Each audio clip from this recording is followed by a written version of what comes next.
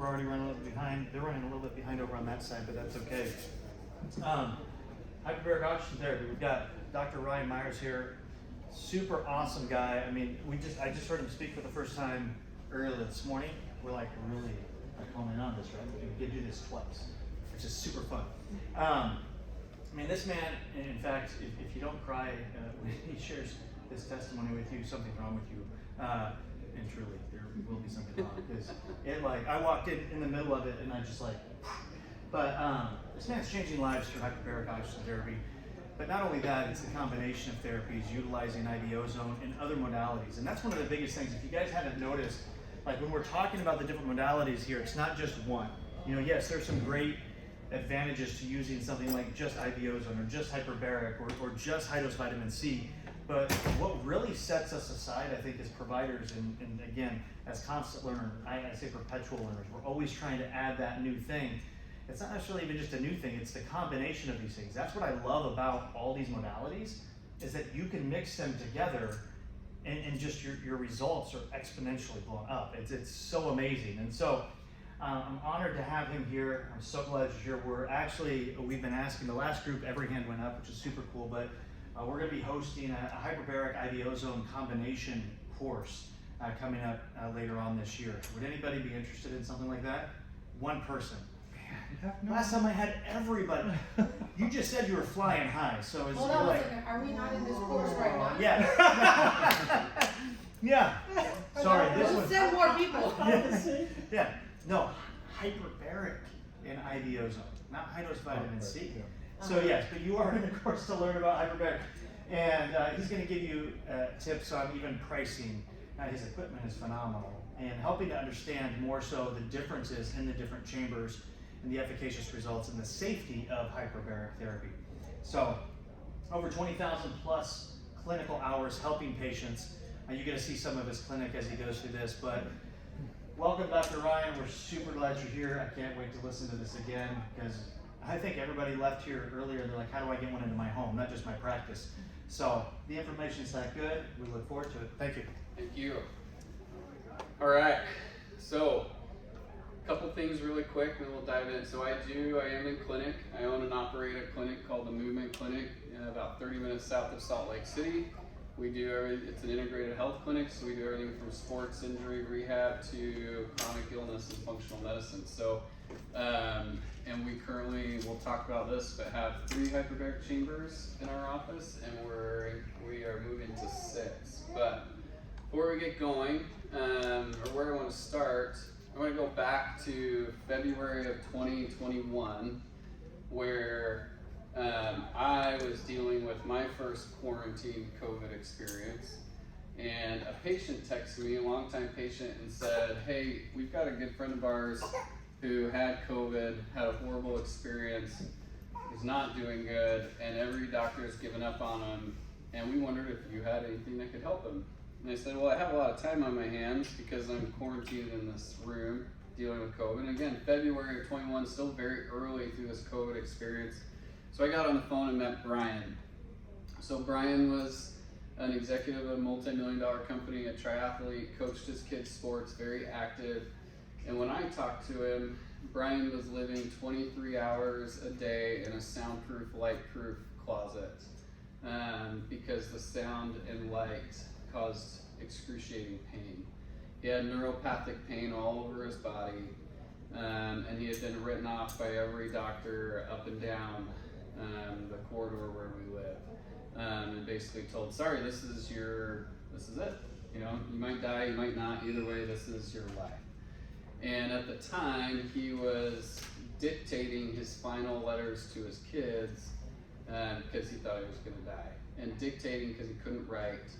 And he was actually at a point where dictating was getting too hard, so he didn't know if he would be able to finish his final letters to his kids. And so Brian and I got to talking. This is Brian. And I said, listen, at this point, you know, I've been doing hyperbarics for a long time. COVID was still new. I had been made aware of some studies that were already published out of Europe where they were using using hyperbarics to treat patients with COVID with huge success. And so we kind of talked. I said, look, I know that's happening. Here's what I do know about hyperbarics and what it can help with. And the worst we can do is try. And I said, we might as well. I know it can probably help. To what extent, I don't know. But let's dive in. So Brian showed up. He showed up every day. We started with a 40 session protocol. And he showed up 5 days a week. First with earplugs in and sunglasses. He'd stumble into our office, get in the chamber, do his thing, get out. He'd come back in the next day. And we slowly, over these first 8 weeks of doing 40 sessions, he'd come in, now earplugs would be out. And then slowly sunglasses would come off. This was still in a mask era. I remember the first time I saw Brian without a mask. Probably similar to like you guys, I'm like, oh, that's what you really look like. But slowly progressed. So after we did 40 sessions, and we got him to about where he was 60 to 70% better on symptom reduction. And he came to me and said, I'm not done yet. Like functional, starting to get back to work, but he said, I'm not done yet. So we did another 40 sessions.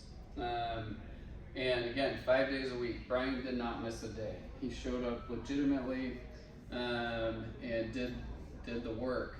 After 40 sessions, or 80, so each of these takes 8 weeks, so we're 4 months in. So after 4 months of this, we got to a place where Brian was 90% better from symptom reduction. At the time, we were not doing IVs in our office. Brian since does come in and do ozone IV for maintenance and things like that. And so this is purely off of this and some supplemental things that we were doing to help him through the process. Brian is a unique one. He ended up buying a chamber. You know, he came to me and said, there's not a day in my life that I will stop using this therapy. So we put one in his home, which is cool now because he'll call me and say, hey, my son broke his arm. I'm putting him in, but how many times? So he uses it in his family to help with their own health issues. So Brian put a chamber in his home, but Brian is now back to work.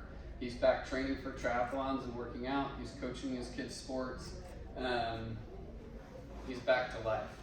I do remember a couple months ago, he came to me and he said, remember full body neuropathic pain?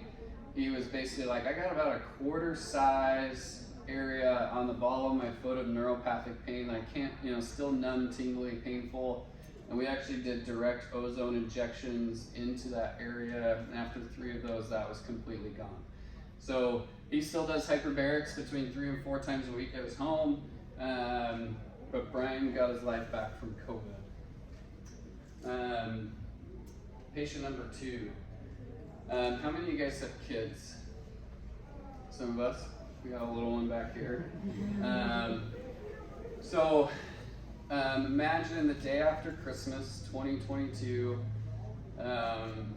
you let your 14-year-old go hang out with some friends running around the neighborhood, 14-year-old girl.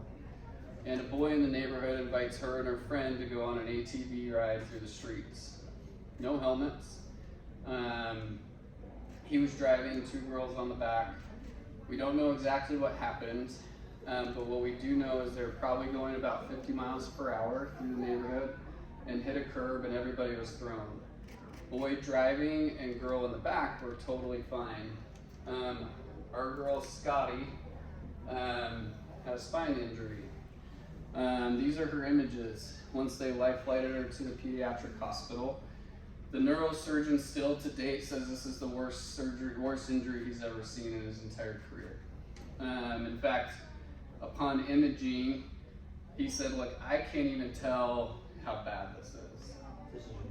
This is Scotty. Yep, this is our 14-year-old girl that got in an ATV accident. And so he told mom and dad, expect the worst, and we're gonna go into surgery.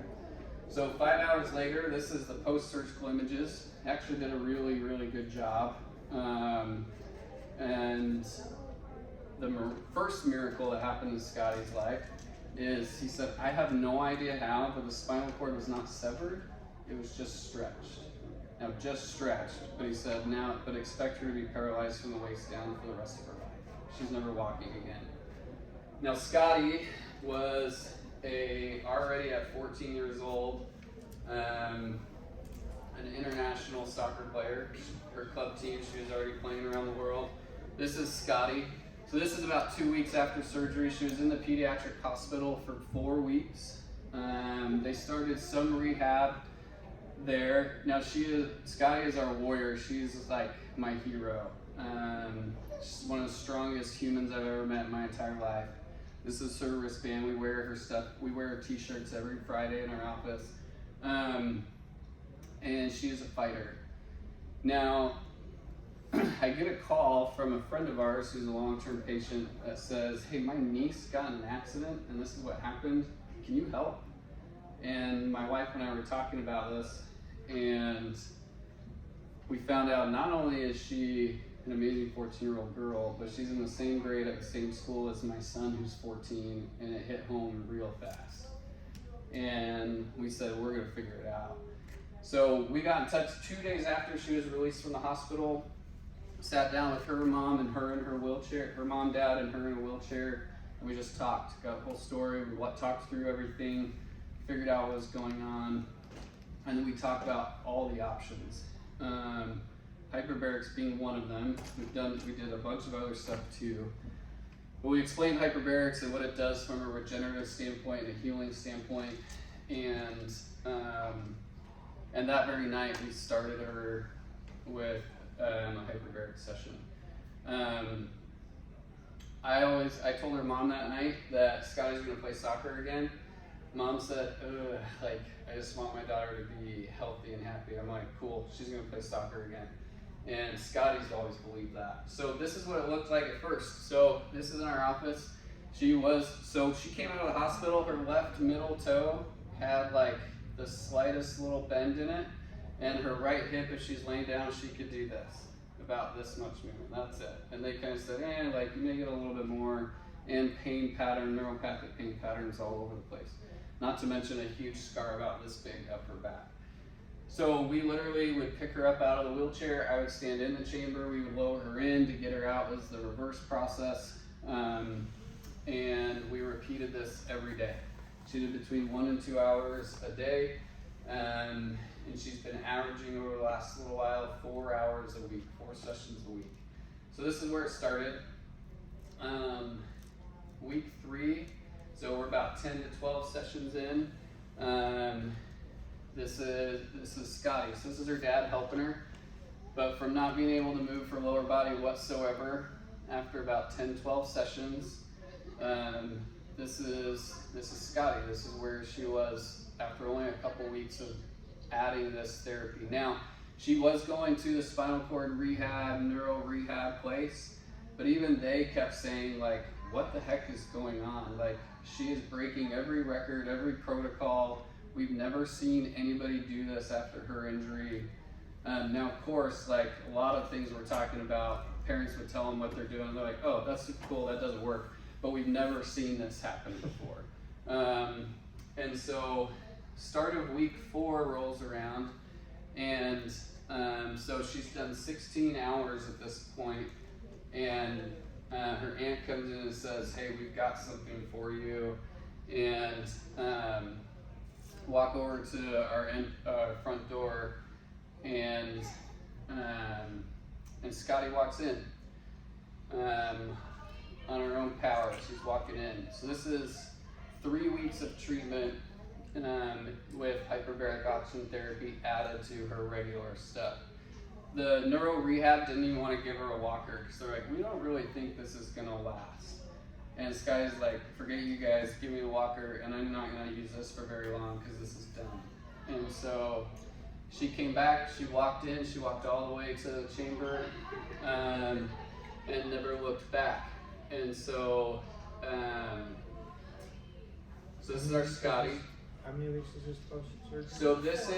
So this is 3 weeks post-release from the hospital.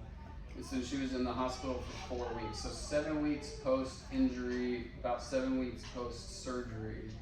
We got her after, literally 2 days after she was released from the hospital. So about a month after injury is when we started.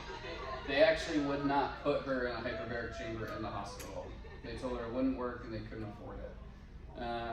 And there's reasons why that was the conversation. So this was her 3 weeks after Hyperbarics started in with her rehab that she was already doing. Just hyperbaric? So the only other thing that we did previous to this is aside from all the neuro rehab she was doing, which they would be doing anyway, but that was even advancing and accelerating at a huge rate because they're like, we're doing stuff with her that we can't even, like, she grew out of what they could do there. Because they're like, we're just like trying to get you to move your toes again, you know? But no ozone or... So I did do paraspinal ozone injections around her scar and her lumbar spine. And that helped dramatically with the neuropathic pain. And when we do those, we do them right before they get in the chamber.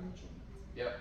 So like a lot of things, and I'll bring this up again probably, like we're talking with everything that all of us do and we're learning this weekend, this is not standalone, but when combined with everything else, things accelerate. So that unit only does that one function. So like, are you familiar with hockey? Yeah, we'll get to that in a second. Oh, sorry. Yeah, we can address that here. Gotcha. So this is her getting in the chamber at 6 weeks, all by herself. She now doesn't even use her, she calls this her stick, and she actually really hates it. But the day she walked in, her mom came up to me and said, "You're the least surprised person in this room." And I said, "I know, because I've always known she was gonna walk again." And she's like, "I know," and Scotty was like not impressed at all, because Scotty's always believed that she would walk again. And so this is and then where is she at now? So her mom just sent this to me. So 5 months, 2 weeks post-injury and surgery, 4 months, 2 weeks of hyperbarics. At this point, this is Scotty right now. So she's done 70 sessions to this point. She averaging about 4 hours per week. She is kicking around in a soccer ball, and she is doing some of those things again. And it continues to break records, and in my mind always will. So she is a huge example of the potential of what adding this therapy does can do to benefit your healing and accelerate your healing. And I've told them, look, you can come in as long as you want, as long as you need to, as long as you feel like it's still helping. She asks her mom, when am I going in to see Ryan in the hyperbaric chamber this week? Because she can tell that it's healing her and making a difference. So I have a client who plays for the women's national soccer team, and we already have a schedule that whenever Scotty's ready, we're going to roll out on a professional soccer field and play soccer with Scotty. So this is a dramatic but a very real example of what hyperbarics can do and how it can benefit your patients in whatever they're doing, in whatever situation they're in. So, okay. So, where are we at? So, this is kind of what we've done. We actually only did one of these. Typically, I'll do 3 or more of these paraspinal ozone injections, but the one benefited her so much that we didn't do any more after that. But we have done lots of other manual therapies and things like that, and it's included in her plan. So, so now we know why. Why do we do hyperbarics? I wanted to start here because this has become such a profound tool for us for giving people back their lives. That's why we're all here, I would assume so. In every way that we are, in every little way or different ways we're working, we're here to help give people back pieces of their lives. And this is a very profound, very powerful tool that can be added that can accelerate whatever we're already doing. So, what is hyperbaric oxygen therapy? So we'll start there. Today is not the in-depth course that was kind of mentioned. Today is the high level of what is it, how does it work, how can it be utilized in a clinical setting from a high level, and then we can go from there. So the speech that I give all of our patients is by definition, hyperbaric oxygen therapy, we increase pressure a little bit and we increase oxygen a lot of it. Depending on the machine, those vary, we'll talk about that. But the reality is we're putting a fire hose of oxygen on every cell of your body. And I explained that oxygen is the high octane fuel for your cells to do their job. And if we can give them more of that and make it easier for your cells to absorb that, we can literally improve every function in the body. This is a very busy slide. The point of this slide is to show a couple of things. One, a misconception is we are not increasing the oxygen carrying capacity of your red blood cells. There's only a few things that could do that. Most of them are illegal. And what it does, hyperbarics actually increases the oxygen carrying capacity of your plasma. The plasma can carry a considerable amount of oxygen under pressure, as well as all other extracellular fluids and other fluids in the body, such as synovial fluid and CSF. So again, it's in patient language, I say all your cells live in this soup, and we're increasing the oxygenation of that soup, and then the pressure makes it so your cells can absorb it more. So we're actually making it easier for them to absorb more oxygen, and then we all know the pathways that utilizes to help the cells function better. And then this is key, it does help increase neurovascular regeneration. This is considered a regenerative therapy. So we're gonna briefly touch on 6 physiological benefits that have literature and published research behind them for hyperbaric oxygen therapy, particularly the type of hyperbarics that we're going to talk about from a pressure and an oxygen standpoint. So number 1, improve energy levels and tissue function. So because it's oxygen, we're directly affecting the mitochondria in 2 main ways. So mitochondrial biogenesis, so we can actually increase the number of mitochondria that exist in your tissues. Number 2, we can improve their function. So we can increase the number and the output of your mitochondria purely through oxygen therapy. So now, if you think about that again, if we can enhance a cell, we can enhance the tissue, the organ, and then the system. So this is why I can put somebody in here who's post-surgical to help increase their healing time. That's autoimmune to help modulate their immune system. That's Lyme to help kill the bacteria in the biofilm, Epstein-Barr, and everywhere in between. There is a benefit because we're improving at the very base level from a cellular mitochondrial function. Number 2, tissue regeneration. So kind of taking this step further, there are studies that show that hyperbarics increases your stem cell mobilization by over 800%. So this is an interesting one. There is not research that will tell you this, but we do PRP in our office. Is there research that says doing hyperbarics before we do the blood draw to spin it down actually puts more of your body's natural stem cells into that? No. But if we know it's mobilizing stem cells, can it hurt to do that? So this is where we as clinicians get to think through what we know and how can we stack therapies to give a maximum benefit. So that's what we do. Our PRP protocol is we put them in an H-bot, they come out, nurse does the blood draw, spins it down, and then we inject.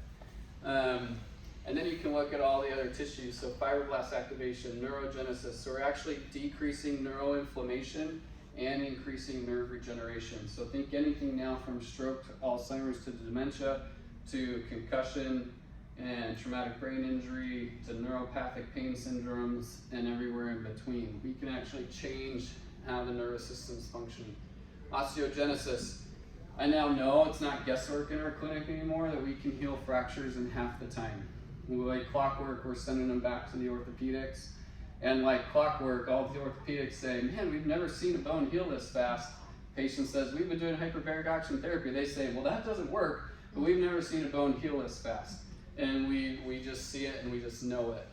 Post-surgical, we return surgeries back and we heal them in half the time.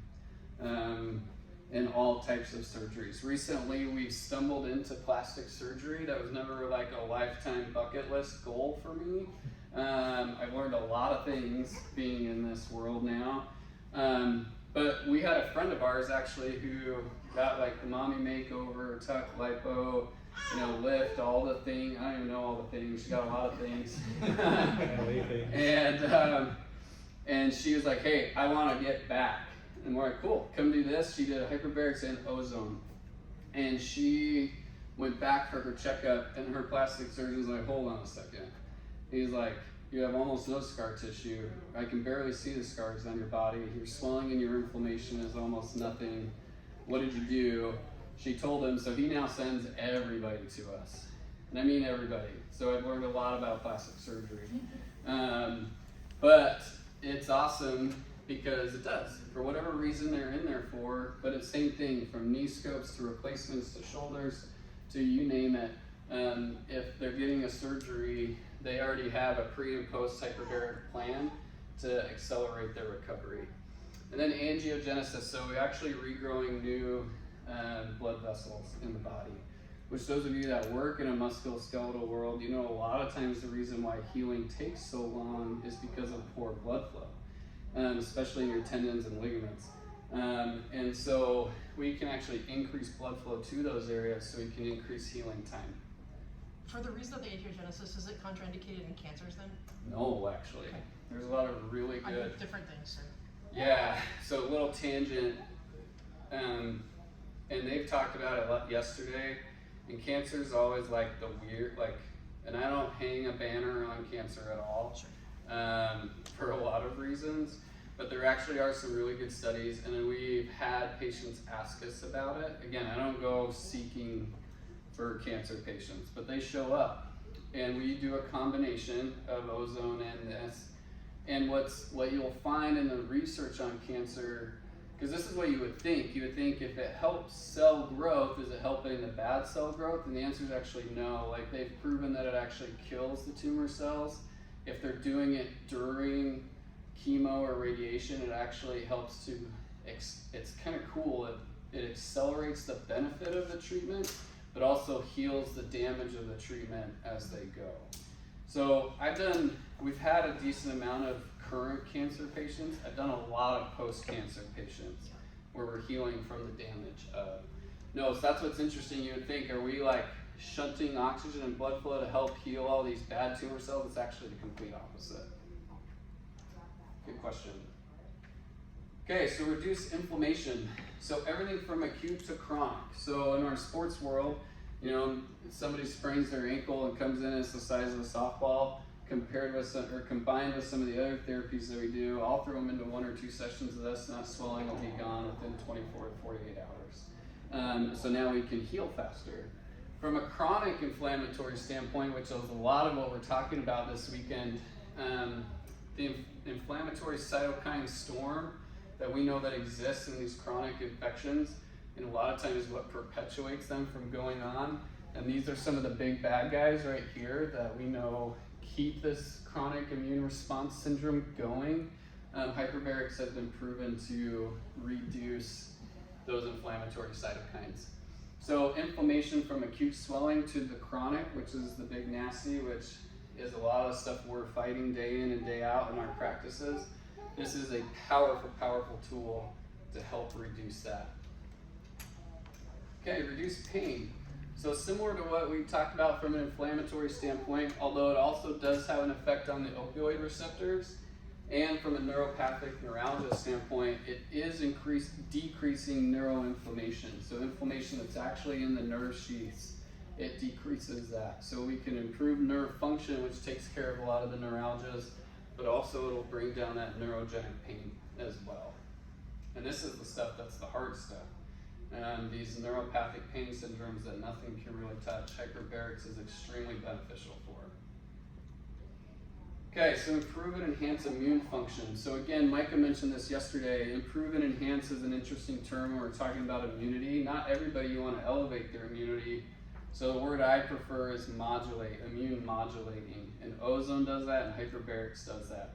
Meaning if you're hyperfunctioning or autoimmune, or if you're suppressed, it's going to modulate you to the middle to function the way that you're supposed to. Some of that is by helping to deal with the inflammatory cytokine storm that we just talked about. But also, most of these things that we're trying to fight cannot exist in an oxygen-rich environment. So it is killing off infections, bacterial and viral, parasitic, all of those. It's going to kill all of them, as well as help with cell health, and then again, this chronic and acute. So I have had some people that come in that, you know, they're experiencing or getting into a cold or a flu type situation. We might hit them up with some IVs first and then throw them in the hyperbarics, and they will recover incredibly fast. This is a big one. We talked about Brian, but hyperbarics mixed with the IVs, ozone especially, has been game changing for how we approach our COVID patients, current and however you want to define this long hauler term that's out there. This is part of our standard that we do with everybody. So the last one in this category is protection or wellness or prevention. There is definitely a benefit here. It provides a strong and very quick rise in the endogenous antioxidant system. There is some conversation around doing oxidative therapies that are we actually eventually creating free radicals. Hyperbarics actually does not. It actually decreases free radical damage inside the body. So can you literally do this as a wellness plan? 100%. I'll tell you, we do personally in our family. We try to get in multiple times a week. We have one in our home. Our kids do their homework in there. I mean, why not? You know, I'll tell you, if I'm at the office after hours charting, which is all of our very, very, very favorite thing to do, instead of sitting at my desk, our chambers, you can put a recliner in them. I go sit in my chamber and I chart in my chamber, or do business work or budgeting or, you know, whatever. Setting up my Justin Lesh marketing campaigns, I do it in my chamber. And there are some actual studies that are showing reducing liver damage, potential protection in Alzheimer's and dementia. So there are some very much preventative and protective mechanisms that are happening in hyperbarics. So in summary, this is a graphic, puts it in a little bit of a graphical view that shows all the things that we've talked about, including some things we did about anti-aging and longevity, which is all the rage right now, but is real, right? What does that actually mean? What does anti-aging longevity mean? It means health, right? It means living in a way so that you can function the way you're supposed to for as long as you're supposed to. So in a visual way, that's what we're doing with hyperbarics. So a couple definitions. So hyperbarics, again, as we talked about, by definition, is increased pressure and increased oxygen. Now the world has a spectrum. Now when I sit down with MDs or doctors who work in the conventional world, or even a lot of us, right?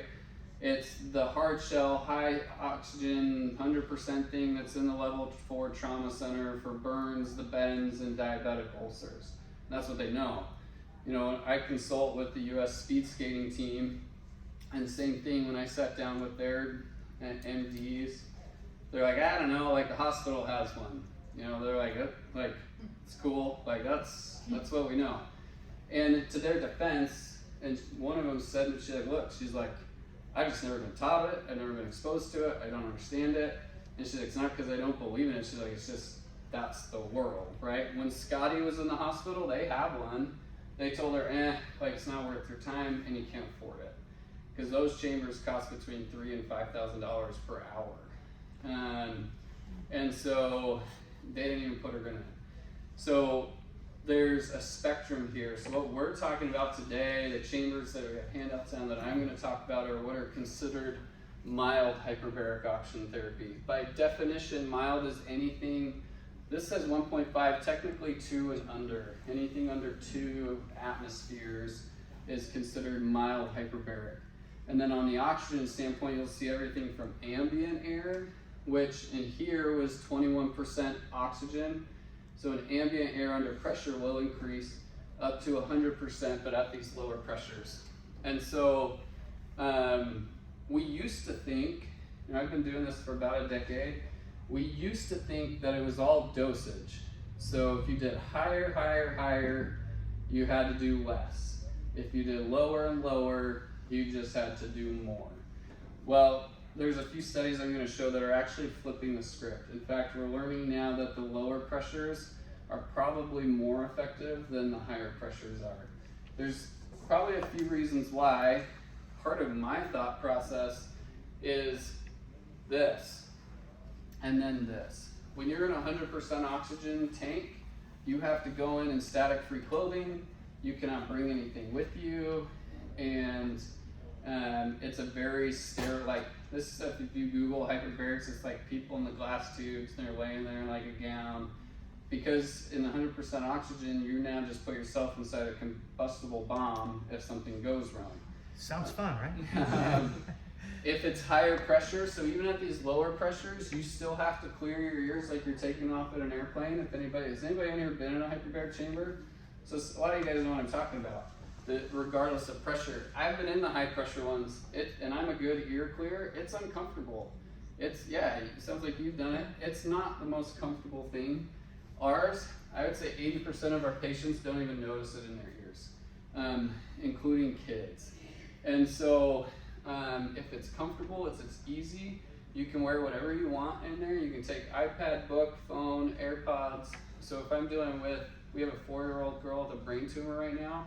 Mom goes in with her and the iPad to keep her busy, and she's seeing a huge benefit. Would she go in the hard shell? No, she would not do that. There's no way.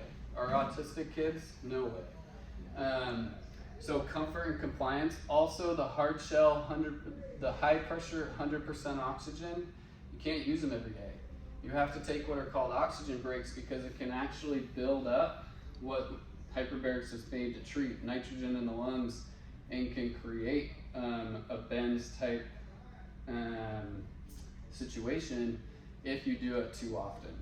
So in ours, in the lower pressure, lower oxygen, you can actually do them every single day for the rest of your life with almost zero safety concerns.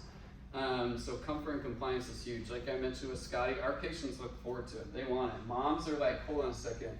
You mean I can get an hour of undistracted time from like, and I'm all 100%. And so I didn't tell this last group, we had one lady get in, seen this happen once in 10 years of doing this. She brought her clean laundry in a laundry basket into the chamber. They zipped her up and pressurized her. We have these pictures. I should have brought them. She texted them to my wife, and we're like, what? She folded her laundry while she was in the chamber. She's like, I gotta go be in there. I gotta do my laundry, and my kids won't let me fold the laundry at home, so I did it all here. Like, all right, like, rock and roll, you know? So I'm gonna present just 3 really quick studies of supporting the lower pressure. I would say next to what does it do, this is the next biggest question that I get when I talk about hyperbarics is, well, I thought higher was better. The literature is not showing that. So this study, this is a post-concussion syndrome study where they evaluated multiple different treatment plans, and what they found is these pressures actually can have a large physiological benefit. So they basically looked at studies for 2 decades that used hyperbarics, and really anything above 1.0 is considered by definition hyperbaric because it's more pressure, and so it's going to deliver a higher than normal amount of oxygen. So even at this higher level, it's still therapeutic and it is providing physiological benefits. This study is our inflammatory gene expression. So this one examined 1.5 compared to 2.4, and it found that the lower pressure had a much stronger effect in the inflammatory gene expression than the higher pressure. So again, starting to get a little more detailed here, that lower pressure is having a greater physiologic effect than the higher pressure is. This one's been a game changer in the industry. So this is a study was done with cerebral palsy children. They followed them for 8 months, and they used 3 different setups. So 1.3 atmospheres with ambient air, which means we're not pumping any extra oxygen in there. So the physics of this, so 21% in here, 1.3 takes you up to 26%. So even that 26% is clinically significant. And then they did 1.5 with pure oxygen and 1.75 with pure oxygen. And they found not only did all hyperbaric pressures give significant improvements, but there was no difference between the pressures. So even 1.3 with ambient air gave the same outcome as the higher pressures with 100% oxygen. So now, Is that just breathing the pure oxygen, or is that pumping pure oxygen into the chamber? so it's pumping, so it's breathing. Okay. Yeah. But even then, so this is a big conversation that there's not a whole lot of like really good proof on. And we tell patients too, because we have a mask, and I'm like, look, if you unplug the mask, it's still gonna pump it in there and you're still gonna breathe it in. And is there gonna be a difference in the results? I don't really know, because technically we're gonna oxygenate the whole space that you're into. Because we have some patients, if we're already battling claustrophobia, that having something else on their face, maybe more. So I tell them, you know, either unplug it or just hang the mask like right down here, so it's getting close. But good question. And there are some studies that do it, that, you know, you'll see nasal cannulas, you'll see all sorts of stuff. Yeah. We use the mask. But again, even if you unplug it, it's still pumping it in there, and at some point that chamber that you're in is gonna have that elevated oxygen concentration with it. So, so yes, good question. So coming back to this, again, now we're starting to see, and these are just some samples of what's out there, but there's more and more proof coming out all the time that this mild hyperbaric, lower pressure, low oxygen is, if not the same, potentially better than the higher pressures. And I think there's a number of reasons. So our chambers, what we use are 1.3 atmospheres, but we add a concentrator to it, so we're getting to between 90 and 93%.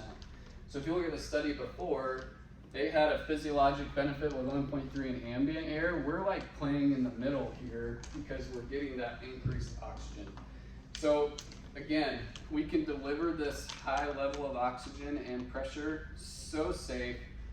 The comfort and compliance is huge. Again, some of you guys have done this. It's not comfortable under the high pressures here. Like I said, 80% of our patients never even notice everything in the ears unless they're having like a cold or a sinus reaction to something else. And the safety and the risk factor, safety goes up, risk factors go down dramatically. When you're dealing with the biggest risk factor in general with all this is a ruptured eardrum. You're gonna see those way more commonly in your higher pressures. I haven't seen one in over 20,000 hours of doing this. So that's mild hyperbarics. I'll touch on this just for a minute and we'll go over a couple things. So this is targeted hyperbarics. So again, talking about stacking therapies, and this is the other thing you can't do in a 100% oxygen chamber, is we do things like red light, infrared light, blue light, PMF.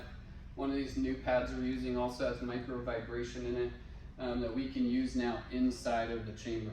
So as you're adding these therapies to it, and there's a lot here, but one of the things we know, red light helps to produce nitric oxide.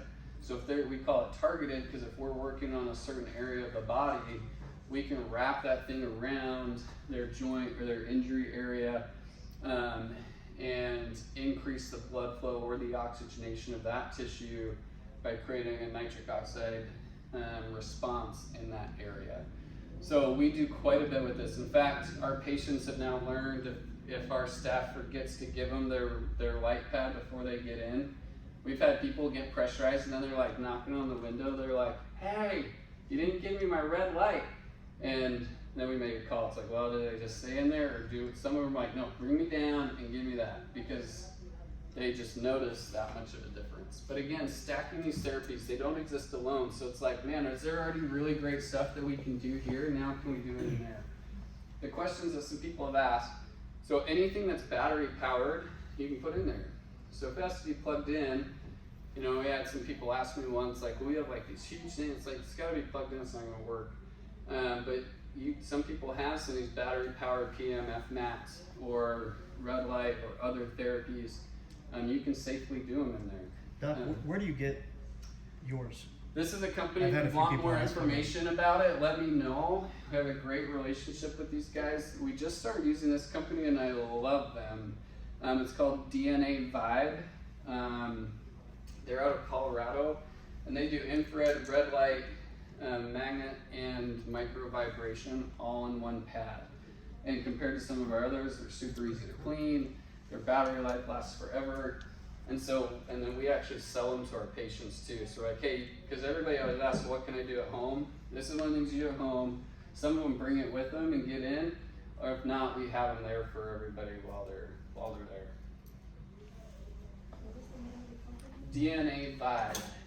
And if you want a contact or an intro, email me, Okay. and I'll introduce you to them. They've been amazing to work with. Y'all have his email? Is your email info? Yeah, that's on there. The info at Hyperbarics, ushyperbarics.com. Is that gonna get to you or to a general? So it'll get to me and my business partner. We Okay. both have the relationship there, so we can help you with that. So a couple things on conditions and dosage, and the easy answer to all of this is it depends. We operate though in a way where we are not a spa, so we are using condition-specific protocols that we have developed based on the literature and clinical experience and what we see and what works and what helps. 60 to 120 minutes. Nobody gets less than an hour. Nobody gets more than 2. Technically, you can safely do 2 sessions of 2 hours a day with a 4-hour break in between. I've done this twice. Both of them were acute severe concussions. One of them was my nephew, got concussed so bad, he didn't know who his mom was, he didn't know what, and it was Friday night high school football, and I went in Saturday morning and we did it. He went home and slept, we did it again, we did it, so we got 10 hours in him in just over 48 hours, and he went from mushy brain to almost normal function in less than 3 days. So we don't do this a lot. This is a huge commitment, but typically most sessions are 60 minutes. We do have some people who do 120.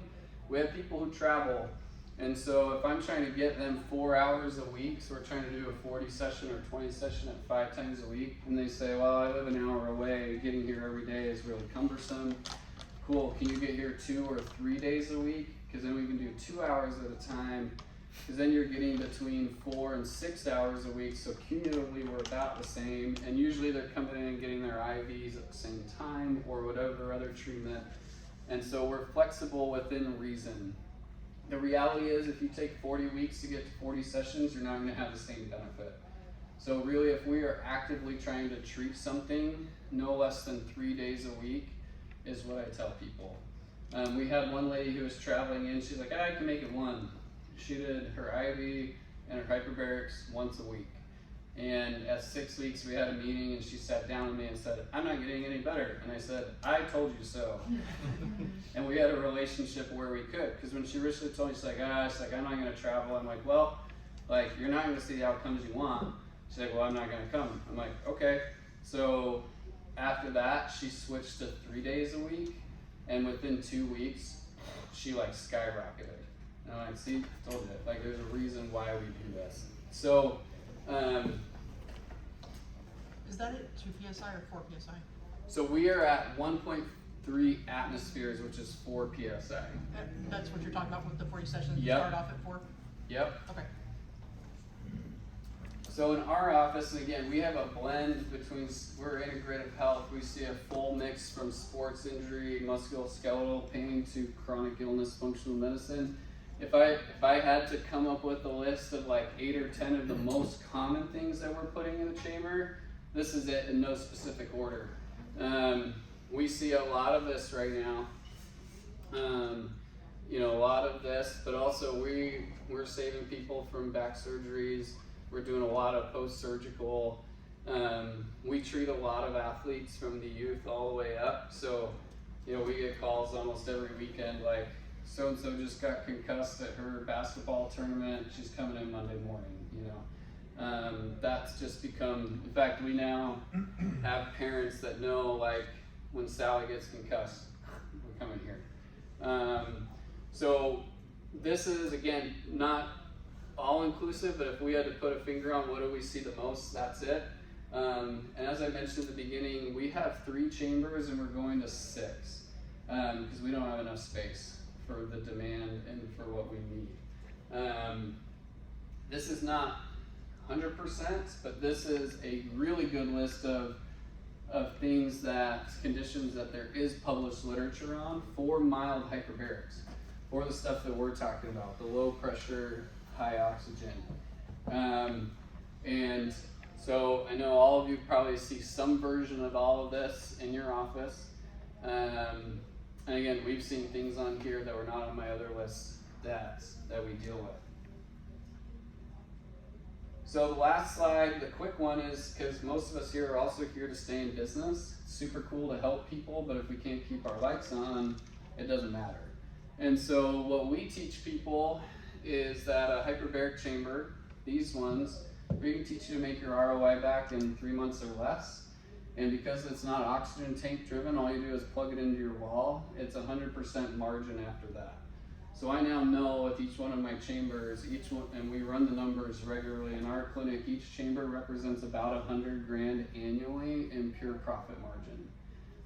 And I don't operate it, my front office staff does. So the people I'm already paying to answer the phone, check people in, schedule, check people out. When the patient comes in, they put them in, an hour later, they take them out, change it out, put the next patient in. And it runs like clockwork that way. How much space do your units take? So I tell people plan on a 10 by 10 footprint. They're not that big. They can fit in smaller, but that helps to make operation space. And you can kind of see with Scotty coming in and out, like having some room on either side to step in and out helps a little bit. They can fit in, they're about, the dimensions are on there, I think they're 7 feet long and about 2.5 feet wide, a little more than that when inflated, but then you also have like the concentrator and the AC unit next to it. So we say plan on 10 by 10, but it doesn't take that much room. Great question. So this came up last hour, so there's a few things. So one, from a oxygen is going to kill a lot of the bad stuff. So we've experimented with a few things. So we've done everything from like the medical pillowcases and sheets and all that type of stuff, which ended up being kind of a nightmare.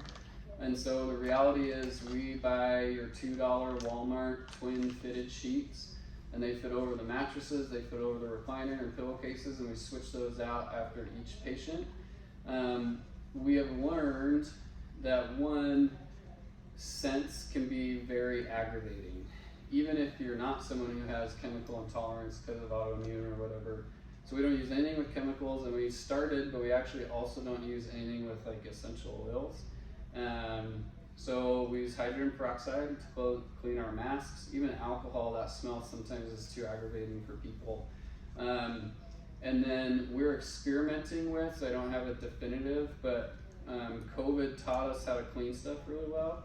And so there's some really cool UV wands that are coming out that we're experimenting with to see if you can run your wand over the inside really quick to clean out the material on the inside. Other than that, the windows will get fingerprints on them, so we make sure those are clean. The one thing that we do and that you wouldn't think about, we used to do it once a week, but the volume's so high now, we do it daily. And my wife is the one who hammers on this. I call her the first lady of our clinic. She makes sure everything's done the right way. But we have them take the mattress out to vacuum out the bottom of it. Weird stuff collects down there. Namely hair, you find a lot of hair. But we just vacuum out and then wipe the whole thing down at the end of the day. So super easy. Maintenance on these things is extremely easy. So once they're in, they're almost self-automated, they do their own thing. And so you can start to kind of do the math. Kind of a national average-ish for the mild hyperbarics is between 100 and 150 per hour. I've seen lower, I've seen higher, but that's about the average. And then based on, we do packages that are protocol based. So we do a 10, 20, and a 40 session package where they get discounted if they prepay for those. And again, one of the things that's biggest, and we've talked about it and they've talked about it, this is not standalone. So understanding how it fits so you can build it into your regular treatment plans and your consultation makes us super easy. It's just a part of the conversation with all of our patients. So when it comes to clinical outcomes, you're going to dramatically accelerate your clinical outcomes. When it comes to your business outcomes, this is going to help your bottom line and your business dramatically. So for how to use or how to implement hyperbarics in your clinic, that's our basic overview. That's what we have for you today. Awesome, thank you. You had a question? Just want to follow up on her. Did you ever consider just ozoning those units, zip it up and ozone it? Because I used to remediate mold from houses. Yeah, we have. Same. We So I haven't done think- it yet, I but think it's called a coronal ozone. yes. So I've actually looked into that. I just haven't done anything And with it. dissipates in 20. I've heard it discolors the inner lining. It could. I That's haven't my done So like it's reactive, so it depends on what the material is. I haven't done enough research into it yet, but it is something Ozone we've is looked at. reactive to the material, so it depends on what. I have some patients that do the hard chambers, right? And one of the consequences is vision loss, but not with the lower dose So pressures and higher oxygen. So this is a tough one because with like macular degeneration and glaucoma, like hyperbarics can be dramatic for. Also for like acute hearing loss. But yes, but that's one of the problems if you do it too much, it's the pressure. So like your optometrist or ophthalmologist or whatever, they're always really leery about it because there's like 1 or 2 studies that show that, and that's the one they know about it because they've read that study or they've had a patient that has done it and has gotten some vision loss. So, I have at least 10 cases where now they're myopic and Yeah. they weren't before. They never had to wear glasses Mhm. and now they do, and they've never regained their vision. So Those are the chambers over 2 atmospheres. So probably 3 Yeah. Yeah, the 3 ones that go over atmospheres. 2. Yep, that's what I Yeah. was asking, if with the lower ATAs, if he was seeing that. No, never seen it. And we've helped people with their vision, but again, not standalone. Like, and you know, vision's complex, right? There's a lot to it. Neurological is a big piece. So if I were doing, working with them, I'd probably look at doing some ozone IV with the hyperbarics. But there can definitely be a benefit there for sure. Cool. 100%. Real quick, I noticed all your stacked treatments. It's had everything hockey had basically. And your unit's a bag. I'm sure the unit's much cheaper than the hockey. So kind of. Hocket doesn't do hyperbarics. Oh, okay. So it's all the other modalities. Hocket does PMF, some type of ozone sauna, a little bit of hyperthermal. Like it does a number of things. Hocket does not do You're hyperbarics. right, because it goes in. Because when you sit in it, Right. it does ozone. They're advertising Internally? it as it because I think they're building Are their they own really? hyperbaric Yeah. chamber. Uh, So if you Google hyperbaric chamber, it'll be the first thing that pops Yeah. up. They're just using keywords. Yeah, It's- yeah. I- Yeah, I- Hocket. Yeah. So Yeah. Hocket is a great modality, but it does not do Yeah, hyperbaric. now that I think about it, of course, because it's not a cat. Yep. Yep. With the ear drum rupture, if a kiddo has like a middle ear infection, do you have any concerns about putting them in there? So good question. The easy